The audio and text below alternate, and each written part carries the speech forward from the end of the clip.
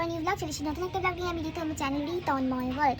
আজকে একটা মোটামুটি একটা ডেলি রুটিন ব্লগ তোমাদের সাথে আমি শেয়ার, আমি ভিডিওর সাথে সাথেই দেবো। কালকে আমি আমার নতুন ফোন কিনেছি, আইফোন 17। তো সেটারই ব্লগটা, মানে সেই ফোন দিয়েই ব্লগ তোমাদের সাথে শেয়ার করছি। তো তোমরা বলো সবাই কেমন আছে? আশা করি ভালো আছো। ঘর দুয়ার মোটামুটি গোছানো কমপ্লিট। এখন কিন্তু শীতটা মোটামুটি কমের দিকে, আর গরমটা আস্তে আস্তে বাড়ছে। তো তোমাদের সব মানে আমার এখানে যে সাবস্ক্রাইবাররা যারা আছো, আমার ফ্যামিলি মেম্বার, বাড়ির ওখানে বা তারা যেখানে যারা থাকো, সেখানে ওয়েদার কেমন অবশ্যই আমাকে একটু জানিও। তোমাদের ওখানে কি হালকা হালকা গরম পড়ছে? গরম পড়া শুরু হয়েছে। তো আমি ঘরটাকে দেখো সুন্দর করে গুছিয়ে নিয়েছি। তো চলো আর কি গুছালাম তোমাদের সাথে শেয়ার। ঘর দুয়ার সাজিয়ে গুছিয়ে রাখাটা আমার খুব ভালো লাগে। যতটুকু সম্ভব গুছিয়ে রাখার চেষ্টা করি আমি। ড্রয়িংটাকে এইভাবে সবসময় সাজিয়ে রাখি। এটা কোনো অকেশনালি আমি ফুল বা এই বোলটা রাখি না, আমি অলওয়েজই রাখি। আমার এটা খুব সুন্দর লাগে, ভালো লাগে। তো তারপর আমি আমার বেডরুমের জানলার যে গাছগুলো আছে, গাছগুলোতে একটু ভালো করে জল দিয়ে দিচ্ছিলাম। আমি না রেগুলারলি জল দেওয়ার কথাটা আমার মনে থাকে না, মানে যে টাইমটায় আমার মনে থাকে তো সেই সময়টায় আমি জলটা দিই, কারণ সব সময় তো সময় পাওয়া হয় না। তো সেই মতন করেই জলটা দেওয়ার চেষ্টা করি। আর আমি যে সময়টায় থাকি না সেই সময়টায় আমার মাম্মাম দিয়ে দেয় জল। তো সেইভাবেই গাছগুলো থাকে। তা মোটামুটি যতটুকু রাখার ততটুকু রাখা যায় আর কি। আমার জানো তো গাঁদা গাছ একটা আনা হয়েছে, বাট গাঁদা গাছটা বাঁচলো না কেন কি জানি, গাঁদা গাছটা ঠিকঠাক বাঁচেনি। এই গাছগুলোর মোটামুটি কুড়িগুলো এসে গেছে। এগুলো বলে শীতের গাছ, বাট আমার মামামের হাতে সব গাছই শীত কেন সারা বছরই থেকে যায়।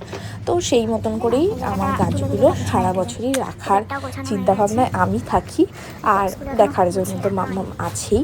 আর এই গাঁদা গাছটা কিছুতেই এটা বাঁচলো না। গাঁদা গাছে ফুলটাও শুকিয়ে গেছে, তো জল দিয়ে রাখা যদি বাঁচে আর কি। ফুল গাছগুলো ব্যালকনি, এইটাতে এই ফুলটা ফুটেছে, এটা ব্যালকনির গাছগুলো। ব্যালকনিতে আরও রোদটা বেশি পড়ে তো গাছগুলো আরও সুন্দর লাগে, প্রচুর গাছ। আকাশটাও কি সুন্দর লাগছে।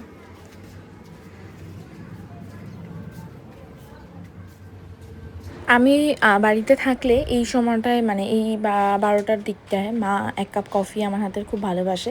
তো আমি কিচেনে চলে গেছি আমার কফি কর্নারের কফি বানাতে। আমি কফি কর্নারটা সুন্দর করে বানানোর চেষ্টা করেছি। কিচেনে যতটুকু জায়গা আছে তার মধ্যে থেকেই আমি কফি কর্নারটা করেছি।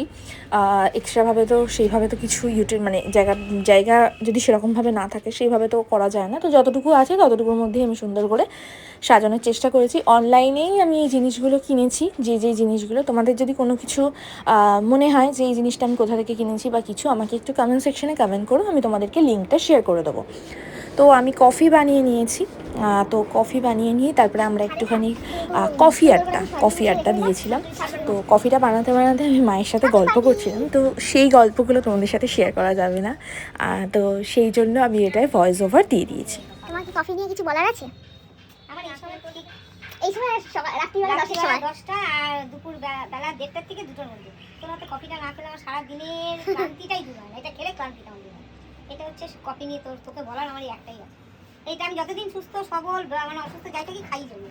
এই সময় দুটো মেনটেন করে আমাকে তুই কফিটা খাই যাবি। সুগার আছে সুগারের জন্য, কিন্তু তুই তোর মতন তোর কাজটা করে অল্প মধু দিয়ে খাই ব্যাস। Tata tata. আমি একবার একটুখানি। কেন রে এমন করছিস কেন রে? এটা আমার ননদের মেয়ের সাথে আমরা গল্প করছিলাম। গল্প করতে করতে তোমাদের সাথেই একটা ভিডিও ক্লিপ শেয়ার করছিলাম। তো আমরা কফি খেতে খেতে ওর সাথে আড্ডা দিচ্ছিলাম। ছোট পুচকু 3 বছরের, ওর ননদের হচ্ছে মেয়ে। তো ওর সাথেই আমরা আড্ডা মারছিলাম। গোলাপটা কোথায় গেল? ছিঁড়ে ফেলেছো? না না, এই হয়েছে গোলাপটা। এই যে গোলাপটা হচ্ছে ডিস্কো ডান্স গোলাপ। কালার কম্বিনেশনটা দেখলেই বোঝা যাবে। ভেতরে এই দেখ, আবার ভেতরে এই দিকেও আছে হলুদ পাপড়ি। এই দেখ, এই যে হলুদ ছিচি, কিন্তু আলাদা পাপড়ি যাচ্ছে হয়েছে। সাথে কাজ ভালো হয়। এই যে দরজাল মানুষটাই, মানুষের সাথে কাজ ভালো হয়। এই দরজালটা আছে বলেই আছি এখন। আছিস বল, কবে চলে যেতে পালাতিস? আমার জানলার মধ্যে এই দরজাল মানুষেরই হাতের কারবার। আলাদা ব্যাপার। আমি আমার গাছ, আমাদের তো আমার গাছের ভাগাভাগি আছে বলা। মানুষজন ভাবে ওটা ছিঁড়ে দাও, ওটা সুন্দর করে ইয়েতে রাখি। পিটুনিয়ার কালারটা অসাধারণ, আমারটা কবে এসে গেছে দেখবি। দাদা ওটা ছিঁড়ে দাও, ঘরে রাখি। নয়তো সব জায়গায় হচ্ছে প্রত্যেকদিন ভিডিওতে একটা একটা করে গুণ দেখাবো।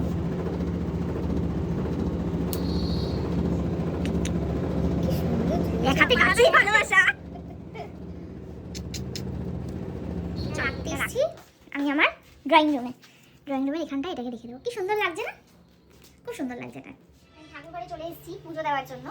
তো সেটা তোমাদের সাথে অবশ্যই পুজো দেওয়ার সময় ব্লগটা শেয়ার করতে ভালো লাগে না, বাট তাও একটু শেয়ার করলাম। এটা আমার গোপু সোনা, তো একটু তোমাদের সাথে শেয়ার করছি। এই যে আমার গোপু সোনা, কোনো দিন মা পুজো দিয়ে দেয়, বেশিরভাগটাই মা পুজো দিয়ে দেয়, বাট আমি খুবই কম দিই। যেই দিন পুজো দিই তখন তোমাদের সাথে। সো আমি এখন একটু পুজো দিয়ে নিই। পুজো দেওয়ার সময় ভিডিও করতে একদম ভালো লাগে না, কিছুটা তোমাদের সাথে শেয়ার করলাম, বাকিটা পুজো দেওয়ার পর তোমাদের সাথে ভিডিও শেয়ার করলাম।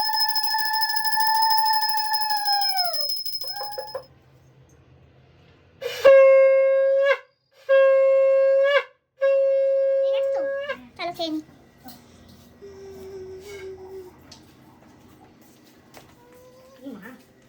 কি মা তোমাকে কি সুন্দর লাগছে?